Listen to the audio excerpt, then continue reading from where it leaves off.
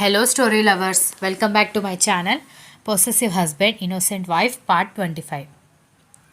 Daksha follow అవ్వడం గమనించి ఇదేంటి నన్ను ఫాలో అవుతోంది అనుకుంటూ పాప గిల్ల గిల్ల కొట్టుకుంటున్నట్టుంది అనుకుంటూ నెమ్మదిగా డ్రైవ్ చేస్తూ ఆఫీస్కి వెళ్ళగానే అందరూ గుడ్ మార్నింగ్ సార్ అని విష్ చేస్తూ ఉండగా వాళ్ళందరికీ చెయ్యి మాత్రం చూపించి కర్ణ లోపలికి వెళ్ళిపోయాడు. దక్ష కూడా స్కూటీ పార్క్ చేసి లోపలికి పరిగెడుతుంటే దక్ష కర్ణకి కాబోయే భార్య అని చాలామందికి తెలుసు. కానీ కొన్ని కారణాల వల్ల పెళ్ళి ఆగిపోయిందని ఎవరికి ఇంకా తెలియకపోవడంతో ఆమెని ఎవరూ ఆపకుండా లోపలికి రానిచ్చారు. తనని ఎందుకు ఆపకుండా లోపలికి రానిస్తున్నారో కూడా ఆలోచించే స్థితిలో లేని దక్ష సరాసరి ఆఫీస్లోకి వెళ్ళిపోయింది.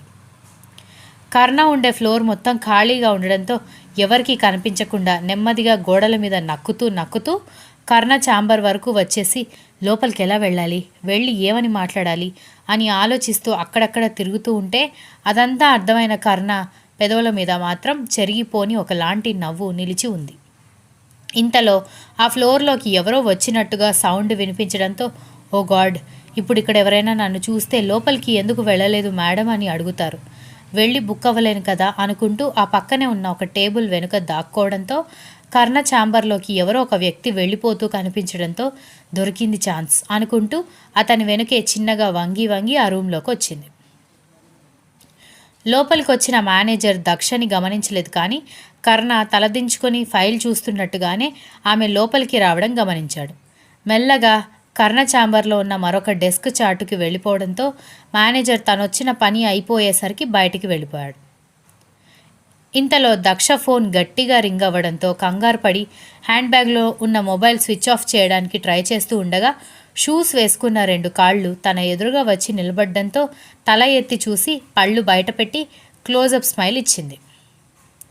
కర్ణ ఆమె రెక్క పట్టుకుని లేపి నిలబెట్టి నువ్విక్కడేం చేస్తున్నావు, అసలు లోపలికి ఎప్పుడొచ్చావు అని అడగడంతో మీతో పాటే వచ్చాను, మీరే నన్ను గమనించలేదు అనగానే అతను కనుబొమ్మ ఎత్తి నిజమా అన్నట్టుగా చూసేసరికి అవును నిజమే, నేనెందుకు అబద్ధం ఆడతాను అని అడిగేసరికి సరే ఎందుకు వచ్చావు అని అడిగేసరికి ఏం చెప్పాలో తెలియక బుర్ర గోక్కుంటూ ఉంటే నిన్నే అడిగేది ఎందుకు వచ్చావు అని అడగడంతో బుర్ర గోక్కుంటున్న ఆమె చేతికి చైన్ తగిలేసరికి మీ చైన్ మీకు ఇచ్చేద్దామని వచ్చాను అంది.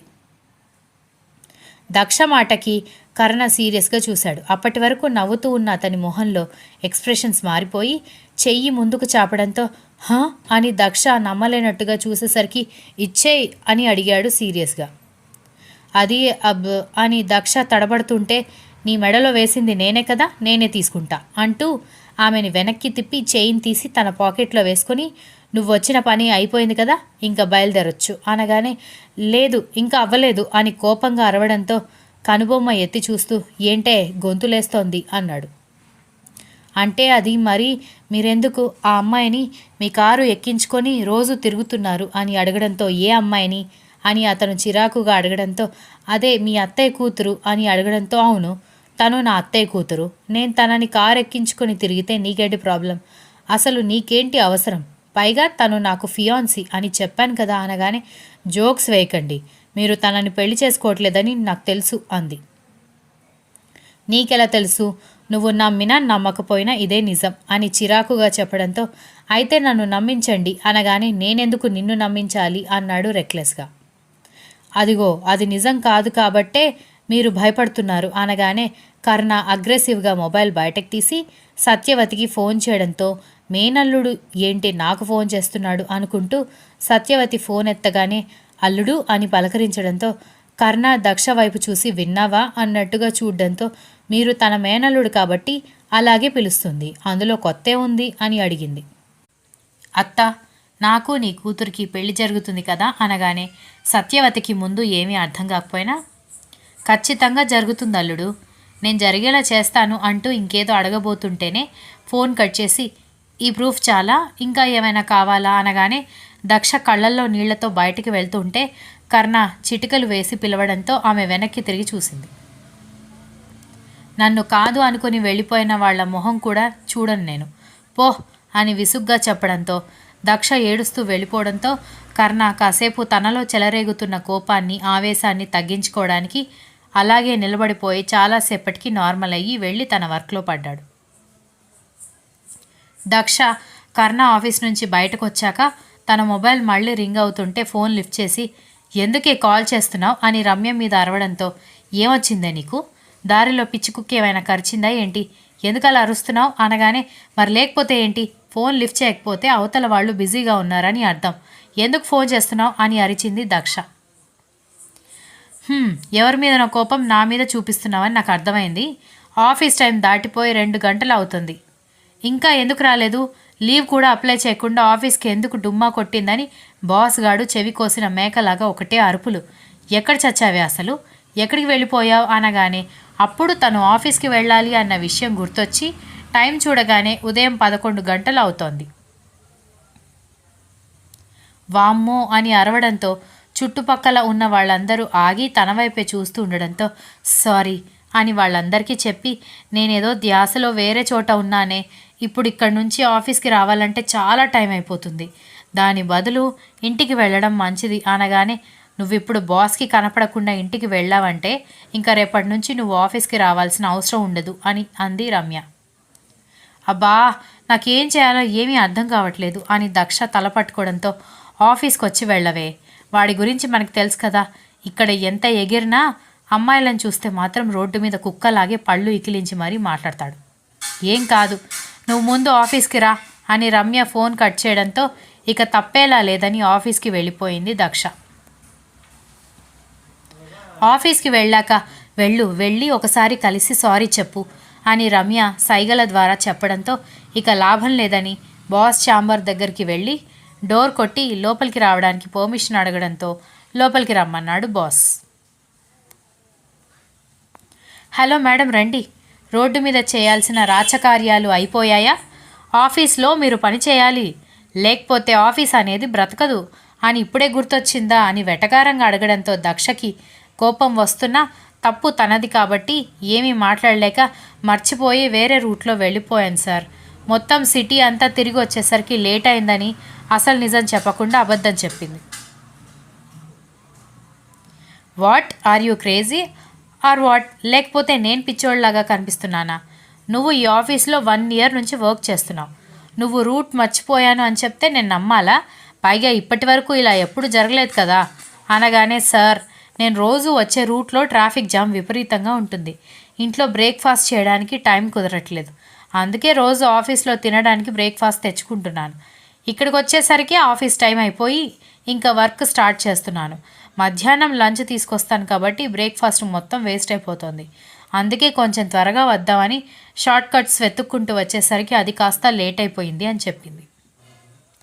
నన్ను నమ్మమంటావా అని బాస్ అడిగేసరికి అది మీ మీద ఆధారపడి ఉంటుందని దక్ష చెప్పడంతో సరే కూర్చో మెల్లగా మాట్లాడుకుందాం, నన్ను నమ్మేలా చెప్పు అని అదోలా చూస్తూ మాట్లాడేసరికి సార్ ఇప్పటికే చాలా లేట్ అయింది, నేను అసలు ఇంటికి వెళ్ళిపోదాం అనుకున్నాను, కానీ మీకు కోపం వస్తుందని ఇక్కడి వరకు వచ్చాను, నన్ను వర్క్లోకి వెళ్ళమంటారా ఇంటికి వెళ్ళమంటారా అని అడిగింది.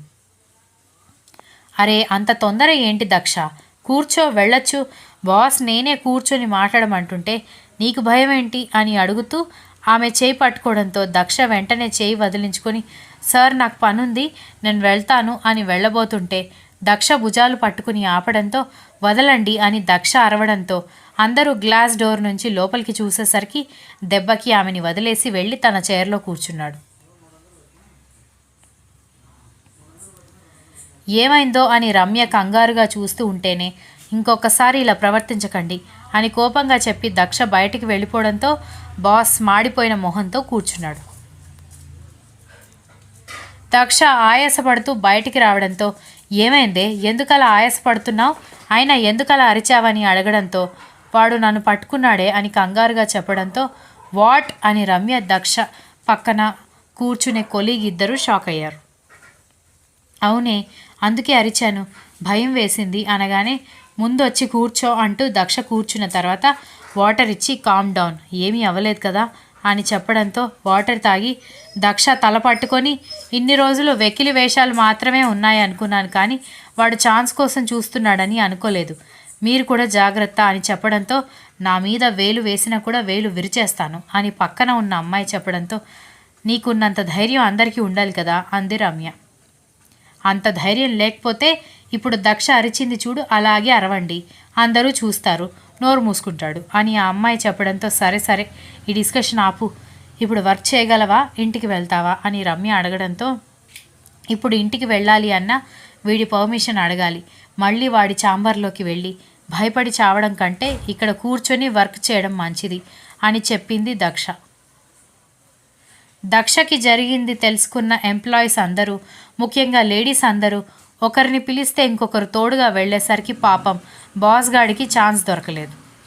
సాయంత్రం కర్ణ ఇంటికొచ్చాక లాండ్రీకి బట్టలు వేస్తూ ఉండగా కర్ణ ప్యాంటు జేబు నుంచి చైన్ కింద పడిపోవడంతో అది చేతిలోకి తీసుకుంది వసుంధర. ఇది దక్షకి ఇచ్చిన చైన్ కదా, మళ్ళీ వీడి దగ్గరికి ఎలా వచ్చింది అనుకుంటూ రూమ్లోకి వచ్చిన కొడుకు వైపు చూసి, ఇది దక్ష మెడలో ఉండాలి కదా, నీ దగ్గరికి ఎలా వచ్చింది అనగానే, అది నన్ను వదిలించుకున్నట్టే నా జ్ఞాపకాలు కూడా వదిలించుకోవడానికి దొంగతనంగా ఆఫీస్కి వచ్చి మరీ ఈ చైన్ నా మొహాన కొట్టి వెళ్ళింది అని వెటకారంగా చెప్పాడు. వీళ్ళిద్దరి గొడవలు తట్టుకోలేక వసుంధర తల పట్టుకొని, అది సరే నీ కళ్ళేంటి ఎర్రగా ఉన్నాయి అని అడగడంతో, ఉదయం ధాత్రిని కాలేజ్ దగ్గర డ్రాప్ చేసినప్పుడు కంట్లో దుమ్ము పడింది, అప్పటి నుంచి కళ్ళు రెడ్గానే ఉన్నాయి అనగానే, సరే నువ్వు టీ తాగి రెస్ట్ తీసుకో, నేను ఐ డ్రాప్స్ తీసుకొస్తాను అని చెప్పి వెళ్ళిపోయింది Vasundhara. Continuous. If you like the story please like, share, comment and don't forget to subscribe.